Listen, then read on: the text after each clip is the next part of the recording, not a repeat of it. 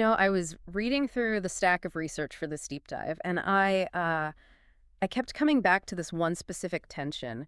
It's almost uncomfortable once you notice it. Oh, yeah. It's like seeing a crack in the foundation of a building you've lived in for It's years. the elephant in the sanctuary, isn't It it? really is. It's what our sources are calling the quiet contradiction.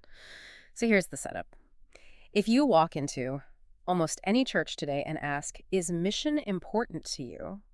Everyone nods. I mean, everyone. Of course. It's in the mission statement, it's in the sermons, it's probably painted in a nice font on the lobby wall. But, and this is a big but, if you actually peel back the layers and look at the design, the budget, the calendar, the staffing structure, well, very few churches are actually built to send people anywhere. Right. It's the difference between what we say we value and what we actually build for. The source material highlights this massive gap between admiration and participation. Admiration and participation. Yeah. We love the idea of missionaries.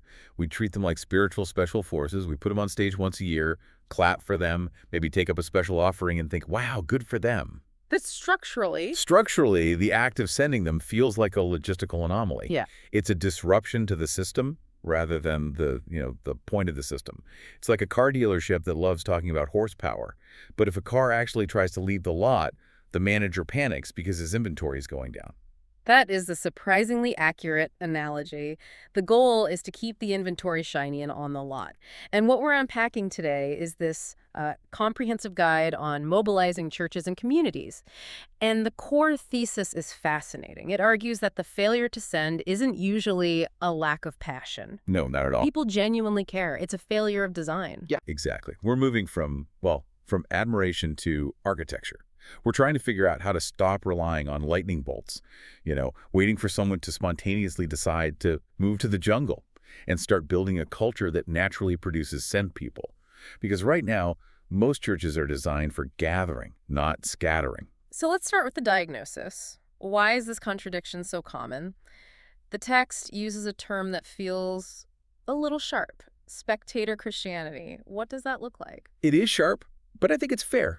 I mean, think about our wider culture. We are professional consumers. We watch professional athletes play sports while we sit on the couch. We watch professional chefs cook on TV while we order takeout. Right. The source argues this mindset has just bled into the pews. We've professionalized the faith. We hire staff to do the ministry, and the congregation's job is to fund the staff and applaud their performance. So mission becomes something we outsource. We pay the professionals to do the God stuff on our behalf so we can get back to our regular lives. Precisely. It turns the congregation into an audience rather than an army. And the dangerous assumption leaders make, and the text really hammers this home, is, well, if I just preach with enough passion, if I just get them excited enough, they'll go. But the research is pretty clear. Passion is a catalyst, but it is not a fuel source. That's a crucial distinction because passion burns out, right? You can't build a life on an emotional high from a Sunday service. Passion is volatile. It burns hot and fast. And if your mission strategy relies on people just feeling called in an emotional moment, you're setting them up for failure. When they hit the wall, and they will hit the wall, whether it's visa issues or just profound loneliness, passion evaporates. The source says that while passion gets you started, structure provides the endurance. You need a system. You need a system to catch people when the emotion fades. This connects to what the text calls the one-way trap. We've designed everything to bring people in. The attractional model. And look, there's nothing inherently wrong with wanting people to come to church, obviously. But the metric of success has become retention. Are the seats full? Did the budget retain its surplus? Did people stay? It's the Hotel California model. You can check out anytime you like, but we really, really hope you never leave. Right. But the apostolic model, the sending model, it flips the scoreboard. Success isn't measured by who stays. It's measured by who is released. By multiplication. Yes, multiplication. And the source makes this heavy point. If you hoard all your best people, you might have a megachurch, but you don't have a movement. You have a reservoir, not a river. A reservoir collects water, a river moves it. That is a fundamental shift. But before we get into the mechanics of the how, the pipelines, and the funding, we need to ground this. Because the source material doesn't just say sending is a good strategy. It claims it's theological. Well, it goes way deeper than that. It argues that mission isn't just something the church does, like a potluck. It argues that the church is a mission. If you take mission away, you don't have a church anymore, you just have a social club with a steeple. This brings us to that concept of missio dua. Yes, the mission of God. And it's easy to gloss over this as just a seminary term, but the implication is radical. The text outlines this theological cascade. It starts in the Trinity. The Father sends the Son. Right. The Father and Son send the Spirit. And then the triune God sends the church. So God is ascending God by nature. He's always moving outward. Always crossing boundaries to redeem. Yeah. So here's the kicker. If the church is the body of Christ, and we are just sitting still, gazing inward, focusing only on our own comfort and our own programs, We're acting against our own DNA. we are fighting our own nature. A non-sending church is a theological oxymoron. It's like a fire that doesn't burn. It ceases to be what it claims to be. And that brings up the issue of obedience versus enthusiasm. The expert in the text points out that the Great Commission, go and make disciples, isn't a suggestion for the super spiritual. It's not the AP class of Christianity. No, it's the 101 class. It's a mandate. And this circles back to why passion isn't enough. Sustainable mission is fueled by obedience. Enthusiasm fades when you're 3 months into language school and you can't buy groceries without a headache. Been there. But obedience, the deep knowing that I am sent because my God is a sender, that is concrete. That holds weight. Okay, so if we accept the theology that we're designed to go, how do we actually architect this? Because right now, the default setting is wait for a volunteer. And that is the pivotal shift the source calls for. We have to stop asking who wants to go and start asking who are we preparing. That's proactive versus reactive. Completely. And the text outlines a solution called building the pipeline. It's moving from a chaotic, hey, good luck, here's a check approach, to a structured, intentional pathway. Okay, let's walk through this pipeline step by step, because this is the practical meat of the deep dive. The source breaks it down into 5 stages. Where do we begin? Stage 1 is awareness. And please, listeners, hear me on this. This does not mean a bulletin announcement once a year. Right. This is about the imagination of the community. You can't desire what you can't imagine. Exactly. If the only stories a church tells are about gathering and building programs, people will never imagine themselves going. You have to populate their imagination with stories of mission. You have to normalize it. So the average person thinks, oh, this isn't for superheroes. This is for people like me. Right. Then, once the imagination is sparked, you move to discernment. This is crucial, and it's where a lot of modern approaches fail. In the West especially, we tend to hyper-individualize this. I feel called, God told me in a dream, so I'm going. And who are you to argue with my dream? Right. But the source argues that discernment must happen in community. It's about testing that calling. It's not just, I feel it. It's the community saying, we see this in you too. It protects the individual from impulsive decisions, and frankly, it protects the mission field from unprepared people. That makes sense. It adds a layer of accountability, what comes after discernment. Formation. This is where we stop being amateurs. We wouldn't send a surgeon into the OR because they felt called but hadn't gone to med school, yet we send missionaries with nothing but good intentions all the time. It's treating the vocation with the respect it deserves. It is. And then comes commissioning. And I love this part of the text. It argues for heavy public rituals, not just a quick, safe travels prayer at the end of the service while people are grabbing their coats. It needs gravitas. It needs to feel weighty. Laying on of hands, fasting, the whole community standing up and saying, we are sending you. You are an extension of us. It creates a tether.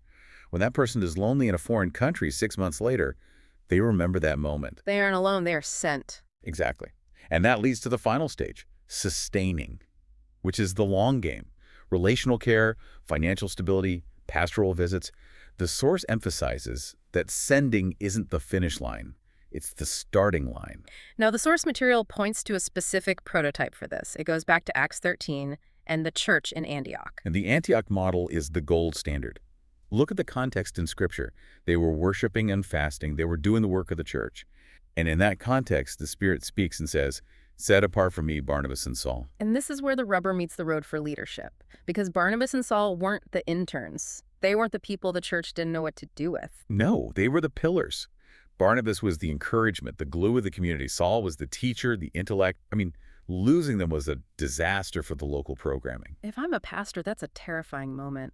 You're asking me to send my best worship leader, my key staff member. That feels like a loss. Like I'm weakening my own organization. It feels like an amputation. And the source acknowledges this pain. There's real cost to sending. But this is the test of ascending culture. Are we building our own kingdom or the kingdom? Right. And Barnabas is highlighted as the model because he didn't hoard the talent. He advocated for Paul, and the church released both of them. They prioritize global impact over local comfort. That is the definition of success in this model, a willingness to lose locally to gain globally. And the way leaders cultivate this, again, goes back to storytelling. The source says, what we celebrate is what we become. That's a powerful diagnostic. If I look at what a church celebrates. If you celebrate attendance numbers, you get attendees. If you celebrate comfort, you get consumers. But if you have annual mission storytelling Sundays, if you Skype them into the service, you normalize the cost. You make it so the kid in the youth group grows up thinking, going is just what we do here. We have to talk about the other resource, though. We've talked about people, but inevitably, we have to talk about money. The source pulls no punches here. It says, budgets are theological documents. Ouch. Yeah, that one stings, but it's true. You can preach about mission for 52 weeks a year, but if I look at your spreadsheet and 98% of the revenue stays within the four walls, your theology is actually about self-preservation. How a community spends its money reveals what it actually believes is important. So how do we shift that mindset? Because bills do have to be paid. Of course, it requires moving from charity to vocation. The old model is the donor mentality. I have a little extra this month, so I'll tip the missionary. It's transactional and honestly a bit patronizing. It treats the missionary like a charity case rather than a partner. Exactly. The shift is toward shared vocation. The source talks about covenantal giving.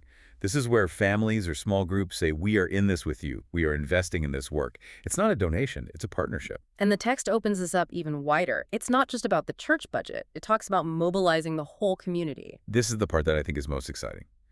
The text argues that everyone has a role in the logistics of the kingdom. Take business leaders. They usually just get asked for checks. Right, but they have skills that are gold missions. Strategy, logistics, crisis management. Why aren't we deploying their brains and not just their wallets?